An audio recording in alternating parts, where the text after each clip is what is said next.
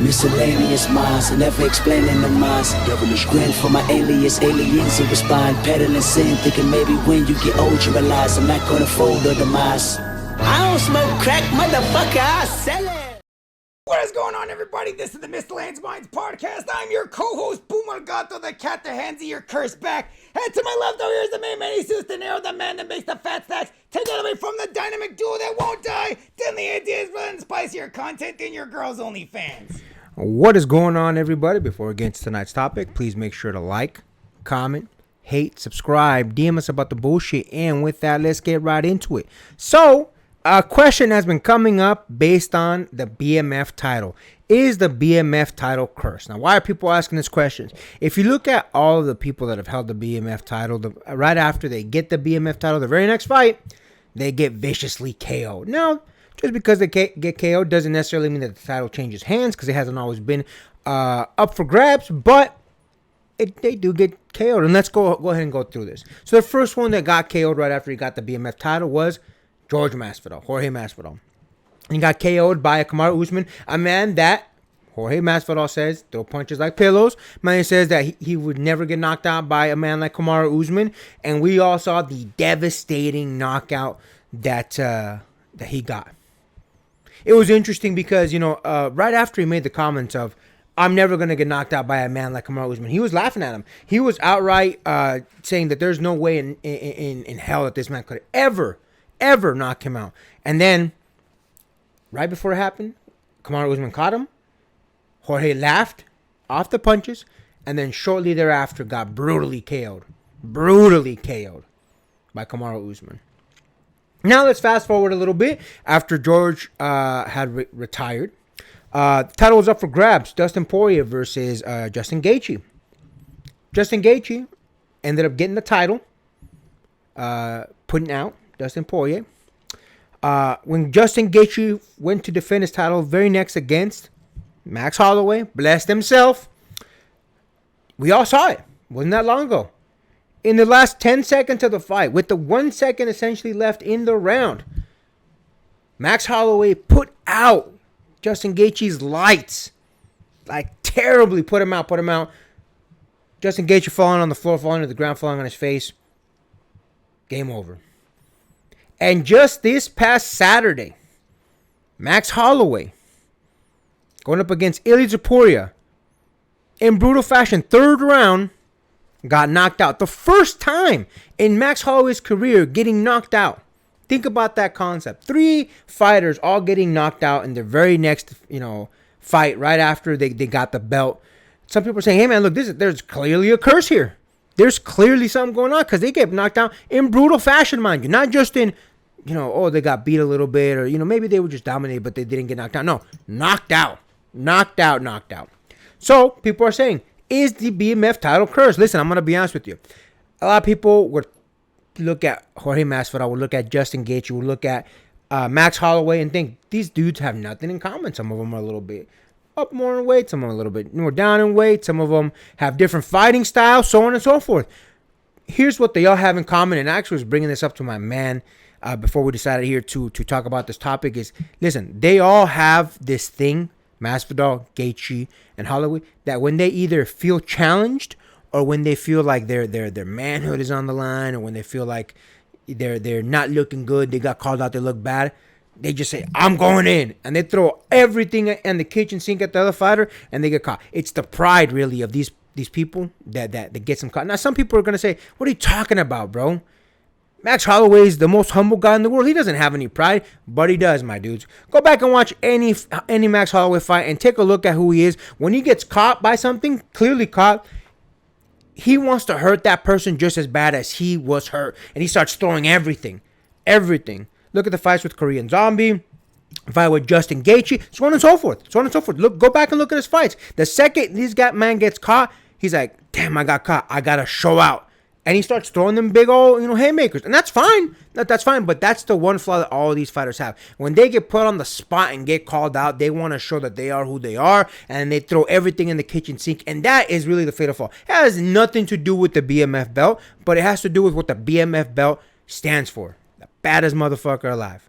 And that's the thing is, with that mentality, if you go into this thinking, I am the baddest motherfucker alive, then really you're going to go out there and do exactly what I said a second ago. Throw everything in the kitchen sink, and that is the downfall of these people. Now, Ilya didn't technically win the BMF title. It wasn't on the line, so it wasn't like he's walking away with the title. But that being said, does Ilya encompass that thought process? To a degree, yes. A lot of the hard-headedness that a George Masvidal has, that a Justin Gaethje has, that a Max Holloway has, Ilya doesn't have. But he does have plenty of the pridefulness. So if he got caught, as Max Holloway actually did catch him a few times in the fight last night, Ilya responded. Now, I'll be mind you, he didn't respond blindly throwing a bunch of haymakers, so it's a little bit different. But that pride is still there, and that could be Ilya's weakness. Now, again, a little bit of a moot point because Ilya didn't win the BMF title. But food for thought. Because if he did win, that would be his downfall. So I argue it's not necessarily the BMF title that is the downfall of these people. It's not cursed. It's the fighters themselves, because when they get challenged, they can't say no. What do you think about that, my man? I definitely do agree with the notion that it's not the belt that gives the curse to the fighters. It's the fighters cursing themselves, and the belt is just the unfortunate circumstance. First of all, setting aside the dumb nature and look of the belt itself, the recipients of which actually do take a lot of pride in holding the belt itself. Not necessarily because of what it looks like, but because of really what it represents. And they feel it's attuned to him. Let's do a little character study of all the recipients. Again, we're not going to do a 2-hour video essay because there's only 3 recipients, but let's look at each one of the characters. Jorge Masvidal is a man that got famous through doing street fights. He's calling himself Game Bread, Street Jesus, and the like. And the fact that every single one of his actions that he was given pretty heinous labels, like, okay, why did you have to do that to what was it, Ben Askren? Like, do you think the taunting of him was necessary? To which he responded, yes, it was absolutely necessary. Meaning, look, fighting is what he takes the most pride in.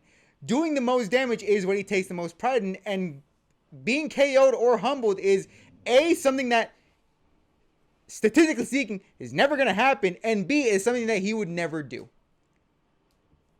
That in and of itself is a lot of pride. Look, when you come into press conferences dressed like Tony Montana, Scarface, you have a lot of pride on you. There's no denying it. You're wearing it on your sleeve. Behind Conor McGregor, you are one of the most prideful fighters on the roster. And again, that pridefulness was his downfall against his fight against Kamaru Usman. Now, let's look at Justin Gaethje. Now, Justin Gaethje isn't on the same pride level as a Jorge Masvidal. He's not as cocky, but he is one of those fighters that likes to leave everything in the ring. Go look at his fight against Michael Chandler. That is one of the prime examples of something that where he did lay it on the line actually worked out for him. And Justin Poirier too, especially for the BMF title. That being said, if we're gonna use a gambling analogy, going all in every single hand is not gonna do you any good. And again, yes, Max Holloway was the one that called him out. Justin Gaethje didn't have to abide by the pointing down to the middle of the ring. He could have said no. Granted, yeah, winning by judge's scorecard on the BMF title is kind of the antithesis of what the belt represents, but it's basically a dick measuring contest. You're not going to say no.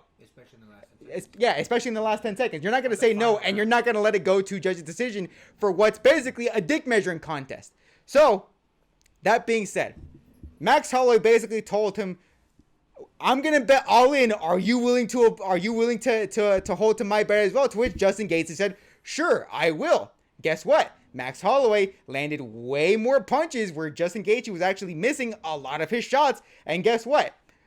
Down to the wire, got knocked out, and knocked out clean. Out for a good 10 seconds at the very least. Now, you look at Max Holloway. And again, it's the same thing. It's the same thing, but he was against somebody, not necessarily somebody that was more prideful. Because I'm not gonna lie, I think Ilya definitely is a lot more prideful than Max Holloway is, even though my opinion aside, I think that's kind of a front. But that being said, Ilya was willing to match, hell, even to advance on the dick measuring contest by basically saying, yeah, it's easy to do that in the last 10 seconds of the ring. Let's do it in the first 10, then we'll talk. Which again, Max Holloway originally didn't take the bait, but guess what?